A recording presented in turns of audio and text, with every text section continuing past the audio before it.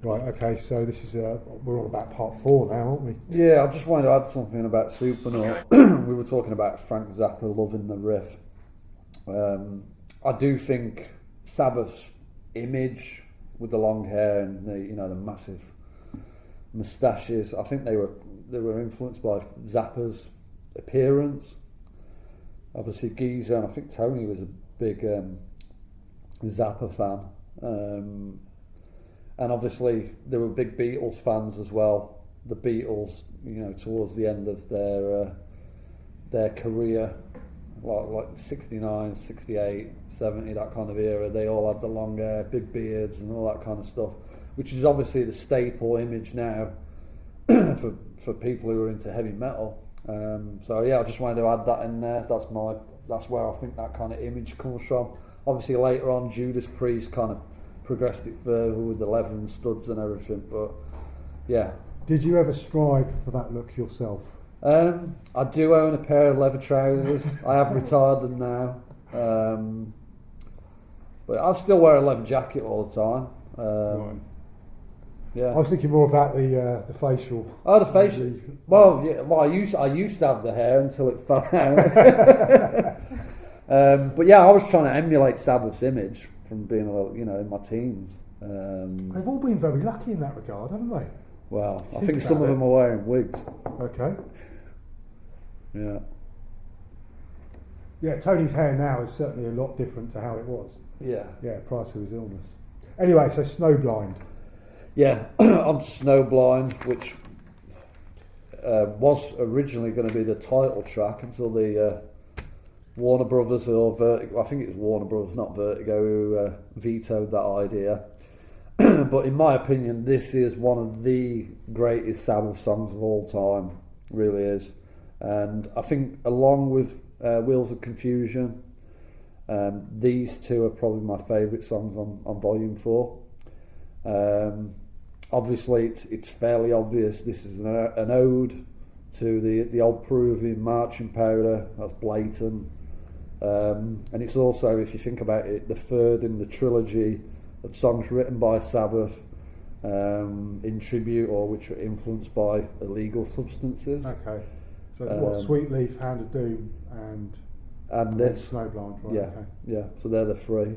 And I also understand from some of the things that I've read previously that the Ozzy wanted to shout cocaine at the end of each verse, but was advised not to. I don't know who advised him not to do this. Maybe it was Patrick Meehan, I don't know. But that's why he whispers cocaine instead of shouting it. Yeah. And I think that it's better as it is. It's more subtle, if you can be subtle with this song. But yeah, an absolute masterpiece. I also love the live version on the Never Say Die live video from 1978. What's also notable about this song is that it actually has 4 verses. You've got the first 2. The third verse is where it's like that up-tempo bit in the middle, which is almost like a punk riff. Yeah. And then you got the last verse, which is where the strings come in. So yeah, that's not usual in terms of like musical structure, having 4 verses. You usually have 3 verses, a middle 8, and your choruses. Yeah. So yeah, I don't know where they got that idea from, but yeah, I think this song is an absolute masterpiece. Absolutely. Yeah. Yeah. Yeah, many people do. I know it's very popular. Yeah. Yeah. I mean, I don't have anything more to add to that other than that I'm fascinated by the whole issue of intoxication in music and where it takes you and what are the actual positive insights that it gives you, and what is the best art produced in an altered state, or is it produced? One of my favourite bands is Echo and the Bunnymen. Oh yeah. They have a song called Do It Clean. Yeah. And that's meant a lot of different things to me over the years. Yeah.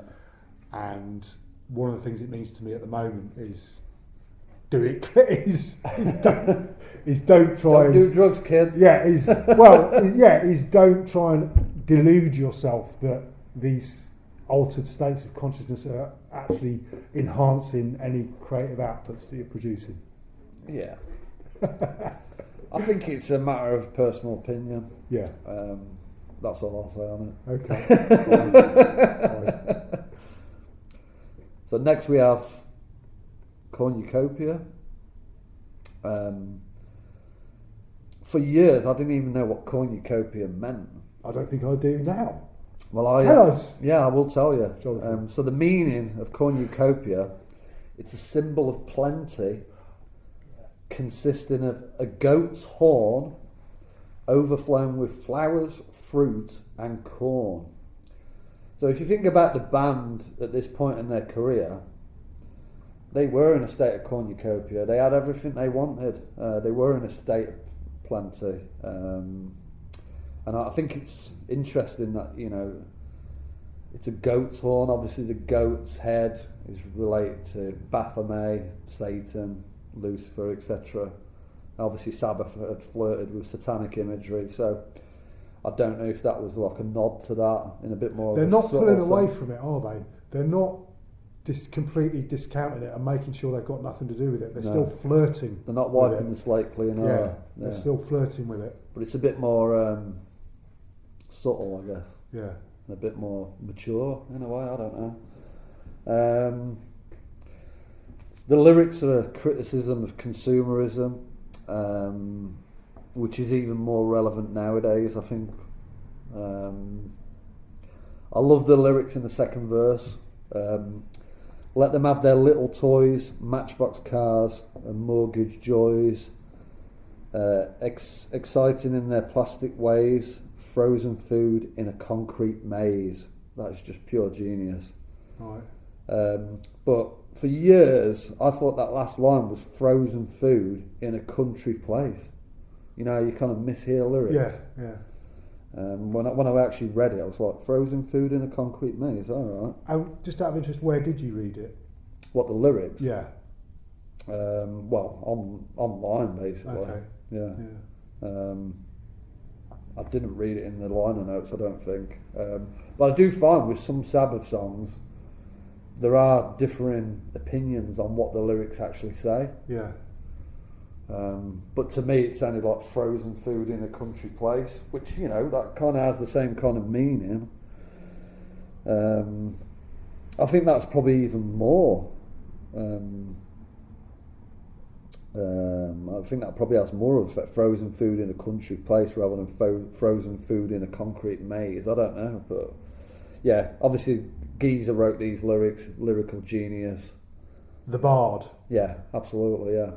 And I don't think a lot of casual Sabbath fans even realise that TEAsER wrote all the lyrics. I think they just assumed that Ozzy was the lyricist. Right. But yeah, me being a bass player, TEAsER was a massive influence on me in my formative years. Not only his bass playing, he's my favourite bass player, but I write a lot of the lyrics for Iron Void as well. And Steve Harris as well from Iron Maiden, he fulfills a similar role in Iron Maiden. He writes a lot of the lyrics and he's the bass player. So yeah, them two guys, big influences on me. No Sabbath album that's got the lyrics. Master of Reality, of course, has the lyrics printed on the. It does, yeah, on the back, yeah. On the back side of it. Yeah. Yeah. Well, yeah, I think you're right. Maybe some of those earlier ones. And when you were started listening to Sabbath, at what point did you become aware of how early on were you engaging with the lyrics? Like actually finding out what the lyrics were and reading them and thinking about them. I don't think I was reading them. I was listening to them. Yeah. But obviously the riffs were the initial thing that hit me, Yeah. and the heaviness of the music. But I think it was quite early on that the lyrics were engaging me. I'm constantly surprised by bands that or tracks that I used to love growing up, and I've got no idea what the lyrics actually are or what they mean. It's never been important to me. Yeah. It's just the sound of the lyrics and the delivery of the vocal is important to me, and obviously the sound of the guitars and stuff is important to me. But I'm constantly amazed that I've got no idea what some of my favourite songs mean or even what the lyrics are. Yeah, I think a lot of musicians write in metaphors as well. So Yeah. they kind of have double meanings. Iron Void definitely do. But me being a lyricist, lyrics have been important to me for quite a while.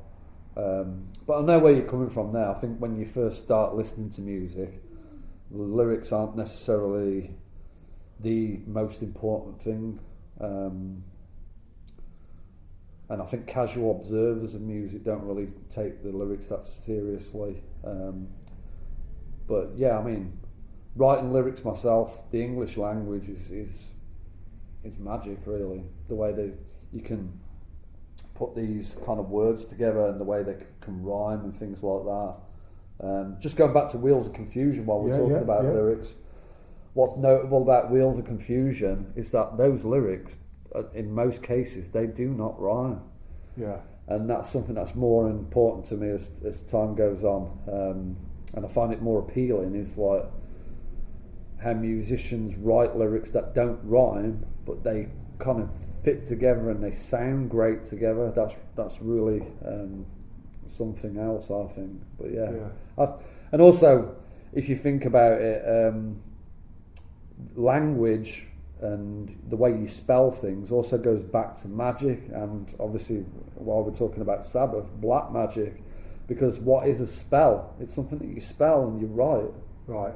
So that's when I first realised that, I was like a light bulb moment.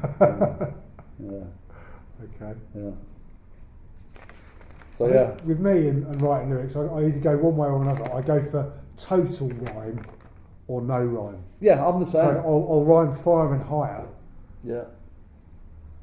I can't actually think of a song where I've done that, but get the level that I'm working. You know, I'll say it's got a, you know, very much rhyming, or not rhyming at all. Death, breath. That's been used so many times. We've even done it. We're guilty of that. But no, I kind of take that same approach, because you can either rhyme like the end of each line, or you can do like rhyme line 2 and 4. Yeah. Or not rhyme at all. But I find that more appealing, not rhyming. Well, especially these days as I progress as a musician and as I'm getting older, I guess. I think there's more of a skill in writing lyrics that don't rhyme but actually sound good. Yeah. If that makes sense. Yeah, that does make sense. Yeah. Now here's an interesting thing, and this is it's on topic, but it's not about a specific Black Sabbath song. But somebody recently said, it was a vicar, recently said to me that to do music education badly is to inhibit an adult's potential. Yeah. I thought that was absolutely, when I thought about it later, I thought it was completely profound because it applies to also language as well. Yeah. So I'm interested now in what your experience is, how you were taught English and how you were taught to be creative with language as a young man, you know, in school, and how that has sort of progressed through your career as a musician.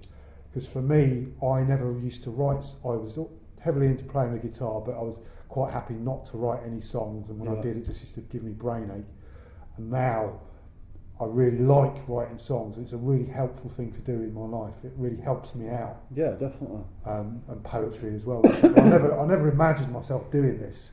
Yeah. Until about, I don't know, probably 10 years. Well, no, less than 10. Between 5 and over the last 5 years, it's become quite an important part of my life that I'm able to write.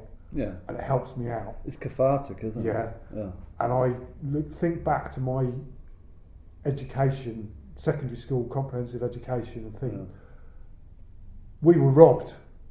Yeah. We were fucking robbed by the curriculum and by our teachers and by the way. I don't blame the teacher in particular. I blame the system. Yeah. Well, maybe that line to miseducate someone or to poorly educate someone is to disable them in the future. Well, maybe the system doesn't want people to be creative, and it's going back to the medieval times where only nobles and people in the church they were the only people who could read and write. Maybe this is the modern day form of that. I don't know. Now this is what Sabbath speak to me about, because they came out of nothing, because they're one of the only members of the rock aristocracy who've got no further education, not a single scrap of further education between them, no art school training, no appreciation, very little appreciation of the arts in their wider culture, but yet they had the resource of music which helped them survive. That's what I mean about when I was telling you earlier at the bus stop about how I've got some weird ideas about all this kind of stuff. I agree with you. I honestly feel that it's a site of like struggle, you know, between, and we're in the Jubilee week. You know, are you celebrating the Jubilee weekend? Because I ain't. You know, I hate the monarchy. Even my mother. You know, with the recent revelation. Prince Andrew. You know where I'll go with that. Yeah, Prince Andrew. It's fucking sick. Yeah. And long live Sabbath. But no, you were asking me about. You know, so on a tangent there. No, what a great curveball that was. I understand where you're coming I'm from. really pleased with that. But no, in terms of my education, I moved from Birmingham when I was 10 years old. My education in Birmingham wasn't great. I grew up in Castle Vale. My school was Pegasus Junior